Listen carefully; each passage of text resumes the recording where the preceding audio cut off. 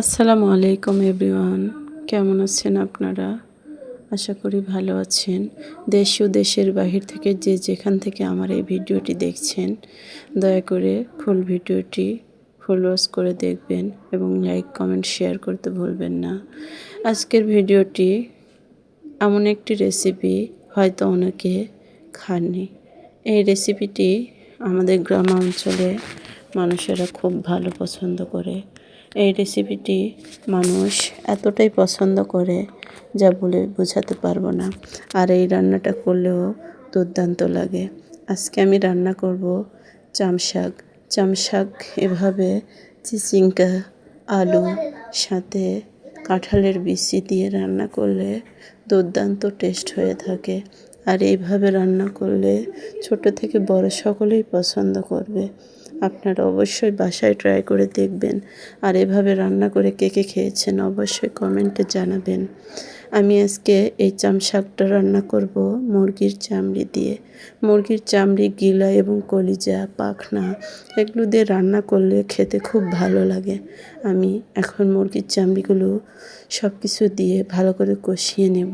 এখানে পরিমাণ মতো পেঁয়াজ, রসুন, গুঁড়া মরিচ, হলুদ, তারপর আমার রেমেডি একটি মশলা বানানো আছে, সেই মশলা দিয়ে সুন্দর করে এগুলো কষাই নেব। আর এখানে আমি আস্ত জিরা এবং আস্ত মশলা দিয়ে দিব। আমার বাটা মশলা খেতে ভালো লাগে না, আর একটু থেই শরীরের মধ্যে গ্যাসের সৃষ্টি হয়, এই জন্য আমি বাটা মশলাটা অ্যাভয়েড করি। এখন এগুলো সুন্দর করে কষাই নেব। এখানে দিয়ে দিলাম পরিমাণ মতো সরিষার তেল। সরিষার তেলটা আমাদের শরীরের জন্য খুবই উপকারী। সরিষার তেল যারা খায় শরীরের মধ্যে গ্যাস হয় না, আবার অনেক রোগ থেকে আমাদেরকে রক্ষা করে থাকে।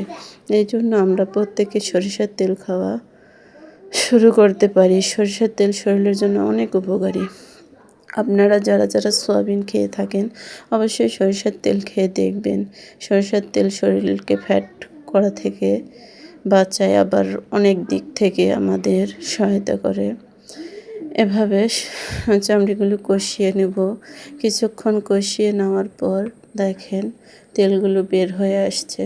আমি চামড়িটা এভাবে কষিয়ে নেওয়ার পর এখানে দিয়ে দিব আমার আগে থেকে কেটে নেওয়া চামশাকগুলো। এই চামশাকগুলো দিয়ে আমি এখন সুন্দর করে নেড়ে চেড়ে ঢাকা দিয়ে দিব। এই চামশাকগুলো যাদের মুখে স্বাদ নেই তারাও খেতে খুব ভালোবাসবে। ছোট থেকে বড় সবাই পছন্দ করে এরকম মুরগির চামড়ি দিয়ে রান্না করলে। আমি আজকে এটা সুন্দর করে রান্না করব। আমি সুন্দর করে এটা কষিয়ে কষিয়ে রান্না করব। আর আপনারা যারা আমার চ্যানেলে নতুন আছেন অবশ্যই চ্যানেলটা সাবস্ক্রাইব করে পাশে থাকবেন। আর এটা জংলা হয়ে থাকে, তো জঙ্গলে হওয়ার কারণে এটা অনেক সময় গলা ধরে যায়, এই জন্য একটু লেবুর রস দিয়ে দিলাম। পাতিলেবুর রস দিলে গলাটা চুলকায় না, চুলকানা থেকে আমরা বেঁচে যাই। এই জন্য অবশ্যই আমরা যেন পাতিলেবুর রসটা দিয়ে দিব। আর এদিকে এই ভাজিটি এমনভাবে রান্না করা হয়েছে যে গরম ভাতের সাথে খেতে দুর্দান্ত লাগে। গরম ভাতের সাথে এই ভাজি যারা খেয়েছেন তারা তো এর স্বাদ অবশ্যই জানেন, আর যারা খাননি তারা অবশ্যই বাসায় ট্রাই করে দেখবেন এবং খাবেন ইনশাল্লাহ।